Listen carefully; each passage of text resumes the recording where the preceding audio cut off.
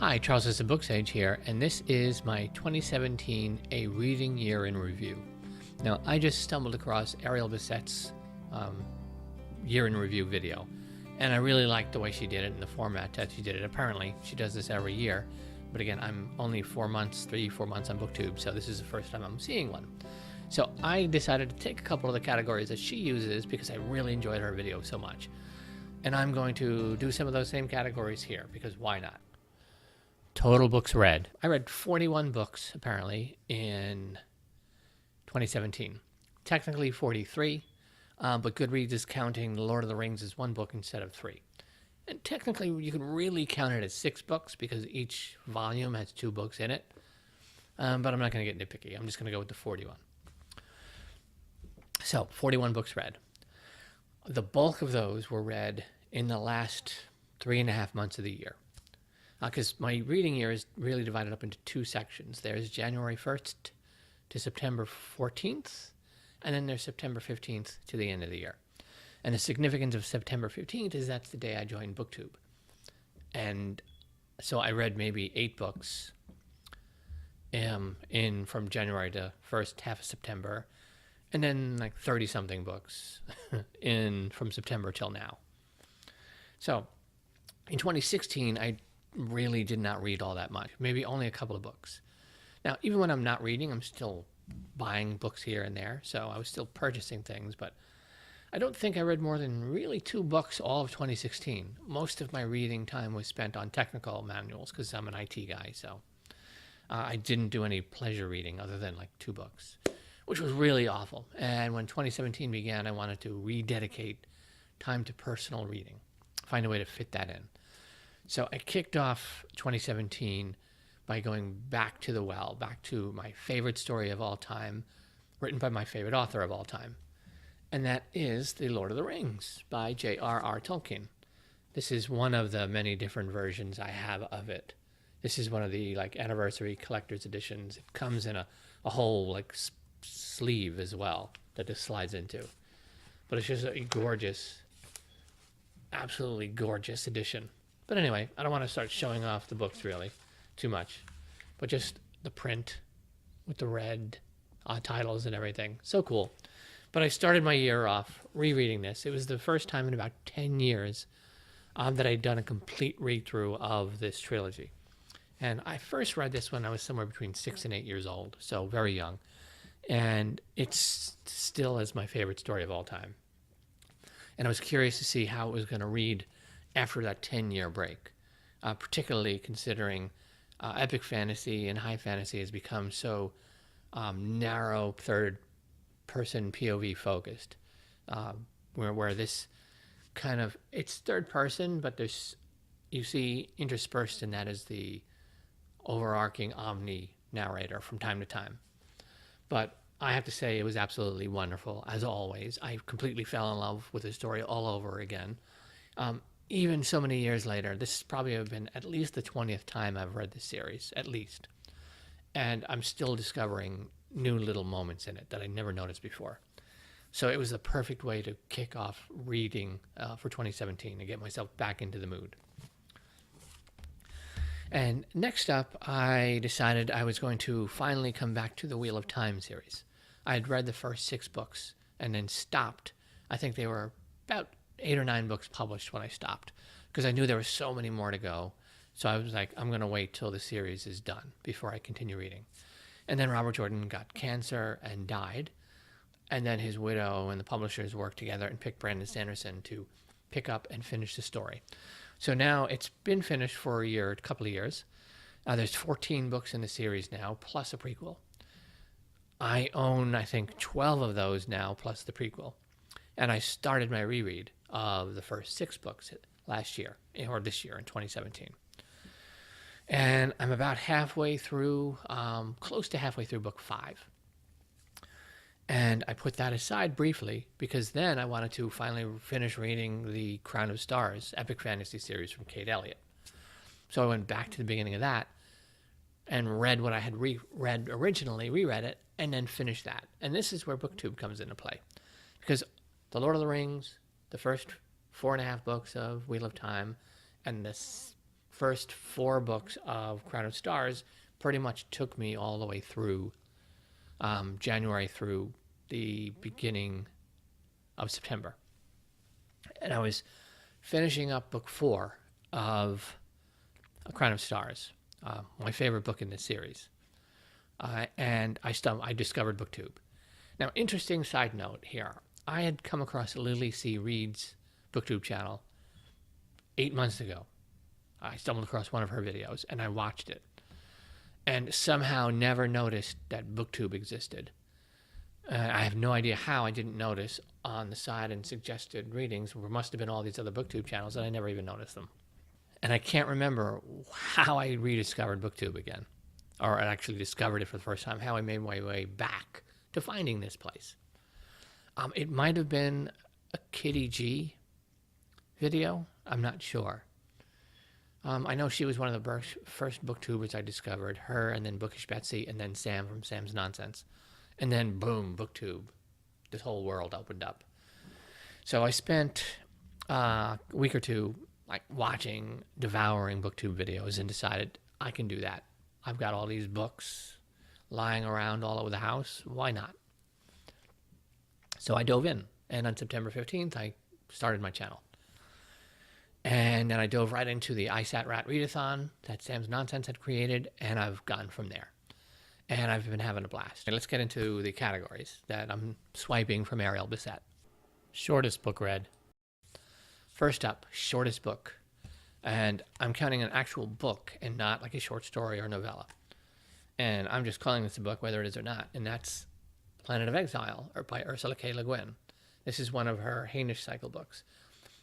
I have owned this since the 70s, and I reread it for the first time in about 30 years or so, 30 or 40 years, or whatever. For the Holly Jolly Readathon I was just participating in about a week ago. That was created and hosted by Bookish Porcupine. This is one of my favorite novels in the Hainish series, and this is only 136 pages long. But it's considered a novel. I consider it a novel. I don't care if someone else considers it a novella. So I'm going with this one. Next up, longest book read. And that is The Shadow Rising, book 4 of The Wheel of Time. But I read it on Kindle, and on Kindle it's apparently 1,014 pages. But again, that might be 10 or 20 of those pages might be the glossary as well. But it's somewhere in that vicinity. Most disappointing read. My most disappointing read this year was a book I just read as part of Holly Jolly Read Along, and that was Necromancer by Gordon R. Dixon. This is one of his Dorsai books. Now, Dorsai books are military, sci-fi, space opera. They're a lot of fun. This is book 2 in the series in terms of publication order, but chronologically timeline of the storyline, it's the first story. And what makes it disappointing for me is there's absolutely nothing Dorsai in it. This is like a kind of a philosophical book. It tackles like these philosophical sort of struggle that mankind's going through at this point in this universe version that Gordon R. Dixon's created for his whole Dorsai series. And so it's a really interesting book in that aspect, but it's an event that took place in the early part of humanity before they really spread out across the stars.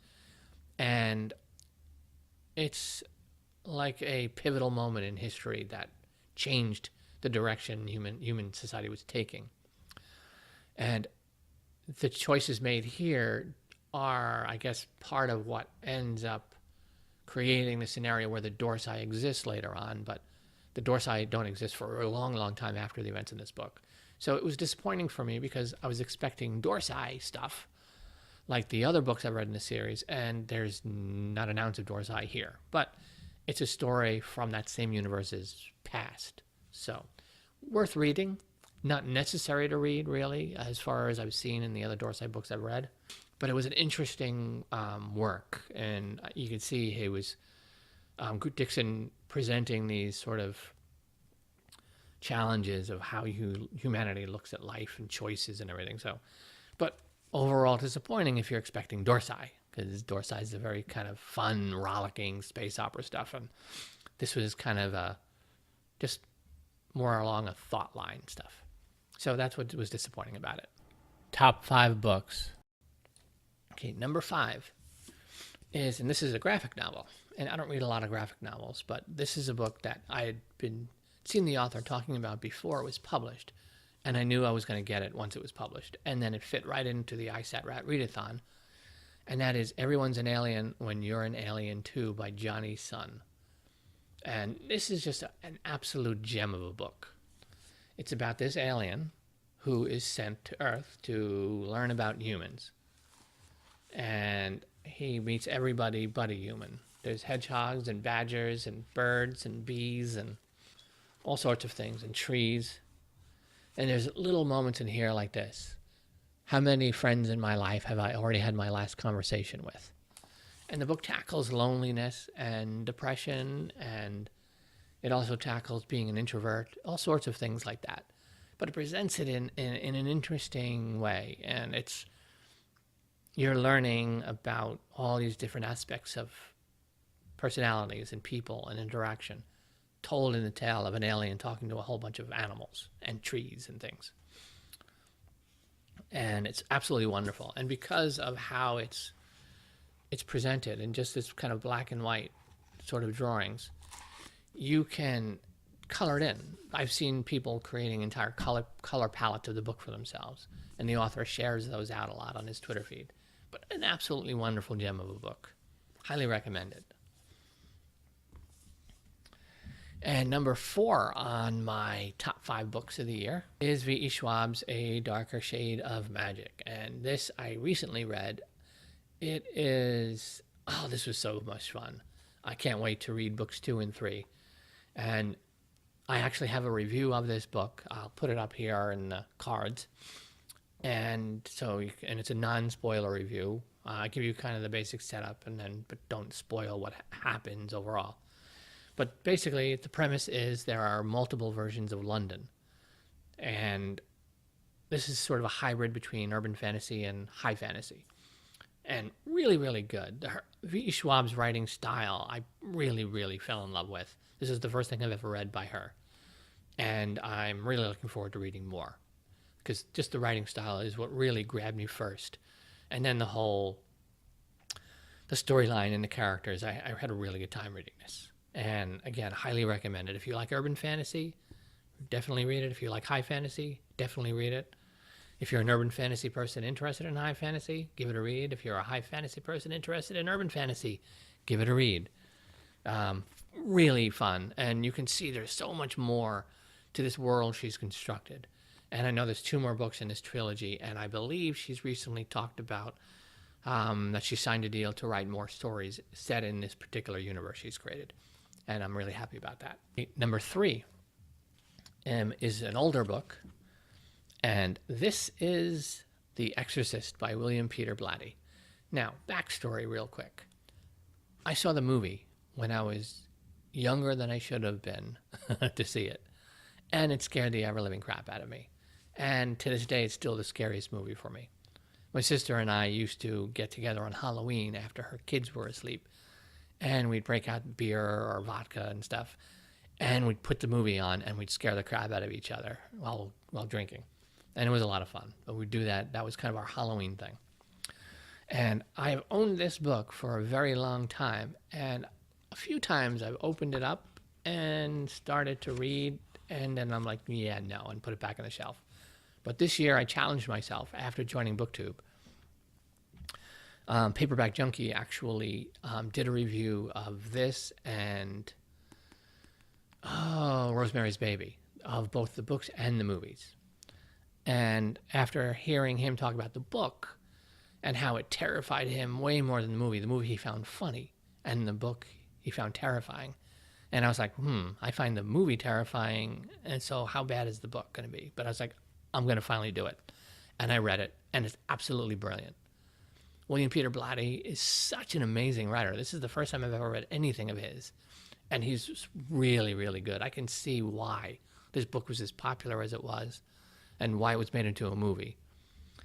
And it's just one of the things that really caught my attention in this book was the mother in the book. She plays an actress, And throughout the book, she's always like Jesus and Christ and things and God, and all of our exclamations of frustration are all religious based, even though she's not a religious person at all.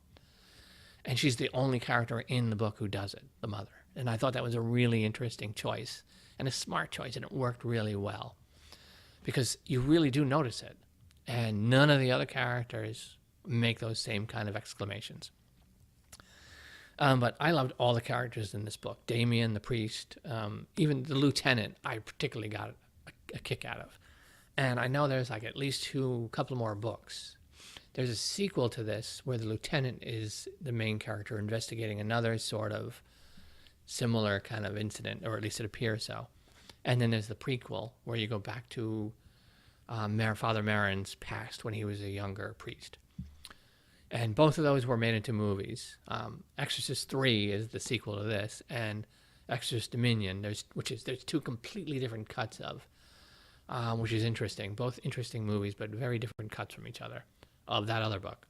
Exorcist 2 movie is a bunch of garbage that Hollywood just put together. It has nothing to do with this story or writing. But I do want to read the other books now in this series because of how exceptional a writer Blatty is. And I was glad to finally conquer this and read it. And this was really, really good. And again, each one of these 5 books I'm mentioning are all 5-star reads for me for this year. Okay. Next up is on number 2. And this was really, really hard. I actually thought this was going to end up number 1. And it almost did. And I could probably say it's really more of a 1.5 than a 2. But it is what it is. And this is Who Fears Death by Nnedi Okorafor. And I will be doing a book review of this on my BookTube channel sometime in 2018. I do need to read it one more time before I do a full-blown review. I have talked about it in some of my other videos. I'll link one of those up here that has a sort of mini review of it if you're interested in. But basically, it tells the story of Onyasanwu, and it is an absolutely phenomenal book. It is brutal and harsh and hardcore, and it is wonderful and glorious and spiritual. Nnedi Okorafor holds no punches. I mean, there's massive trigger warnings in this book because the setting is a post-nuclear apocalyptic Africa far in the future, and there is a genocide beginning to take place. So it's a harsh, harsh landscape and a harsh reality that the world that Onyasanwu was born into. And she herself is a child of rape between these two races. And it's quite an amazing book. And HBO has commissioned it, and they're going to be turning it into an HBO series. So I'm super excited about that because George R.R. Martin is an executive producer on it. And for those who aren't aware, he doesn't just write the Game of Thrones, the Song of Ice and Fire series. He has a long history in TV. He's been involved in the original Beauty and the Beast TV show, I think with Linda Hamilton back in the day. He's got a long television career in terms of writing, producing, and all those things. And Nnedi Okorafor, the author, is involved at this point in pre-production. Now, what involvement she'll get to have going forward, I don't know. But to have both of them involved here at the beginning as HBO is developing how they're going to present it is a really good sign. And I highly recommend this book. But again, serious trigger warnings, rape, genocide, lots of heavy-duty stuff here. Because again, Nnedi does not hold any punches when she tells her stories. But just an absolute amazing read. Now, what book came out on top of that? It was one of the first books that I heard about when I stumbled across BookTube. And I bought it. It's one of my books I bought for Christmas for myself, courtesy of my sister with her Barnes & Noble gift card she gave me. And it was the book I knew I was going to buy, regardless of what all the other things I bought. And I do have to do a book haul of that stuff. I've actually got kind of 2 book hauls to do. My Christmas book haul and then just my other book haul, because I do have like about 8 or 9 other books I've kind of just bought here and there, most of them ebooks that I have to do. But anyway, I'm delaying. Now, my number 1 book, and I suppose if I were to pick a prettiest cover I'm going to have to go with this one as well. And that is Lincoln in the Bardo by George Saunders, which so many people have probably already talked about here on BookTube. It being on the Man Booker long list and the Man Booker short list, and then winning the Man Booker award. And this was absolutely astonishing. It's written in a style that is make or break. So if the style doesn't work for you, you know, it's written in all these little sort of disjointed dialogue by all these sort of ghosts. I'll put my Friday reads from just the other day up here, where I talk a little bit about the book here. And I link you to, in the description of that, there's an excerpt of George Saunders reading the book, a scene from the book, with the Prairie Home Companion whole troupe, and which will give you an indication of what the audiobook of this must sound like, because it's quite an experience. I'm going to have to get the audiobook, I think, and I never get audiobooks. And there's a link to insert literary pun here, her review of this, which is my favorite book review on BookTube at this point, period. But an absolutely astonishing work. It completely worked for me, the format, and the amount of research that must have gone into this. There's moments where Lincoln comes. It takes place during one night, and Lincoln comes. And there's a moment where one of the ghosts finally sees Lincoln's face. And then he breaks away, Saunders, and gives you all these snippets from all these newspaper articles, letters personal letters from people, and biographies of everyone describing Lincoln's face. And all the descriptions are fascinating. And they're run the gambit too, from the ugliest man I've ever seen to the most beautiful man. It's just, and then there's another point later where the ghost sees Lincoln's eyes for the first time, and then George Saunders breaks away again, and he gives you similar, where you have all these different people who had written from back then their description of Lincoln's eyes, and how something is his eyes, they're this color, and even that they get all these different interpretations of it. And there are little things like that scattered throughout the book that just make it a really fascinating read. And it's poignant and deals with grief and loss, but it's also very beautiful. But anyway, this was my favorite book. And again, Who Fears Death, 1.5, just behind it. But this was it was a huge gamble to present this book the way he presented it. And for me, it paid off. If the structure doesn't work for you, you're going to hate it probably. But it was just fascinating. And yeah, so that's my favorite book of the year. And my favorite cover, I guess my prettiest cover for me too, since I wasn't going to do the prettiest cover, but I'm going to throw it in anyway. This is Landscape with Abraham and Isaac. And this is an engraving done by John Pye and E. Webb, based on a 1665 painting by Gaspard Duguay. I don't know how to pronounce his name. The painting obviously is in color, and this is sort of a black and white and gray engraving of it. And the detail, I don't know if you can really see the detail here at all. I don't know if my camera is going to pick it up. Probably not. But anyway, down in here is Abraham taking Isaac to this place in the woods where he's going to sacrifice him at God's command. Which makes for a really interesting cover choice, because this book is about Abraham Lincoln having just lost his own son, Willie. So I absolutely love the cover of this too. So I guess I ended up doing the prettiest cover section as well.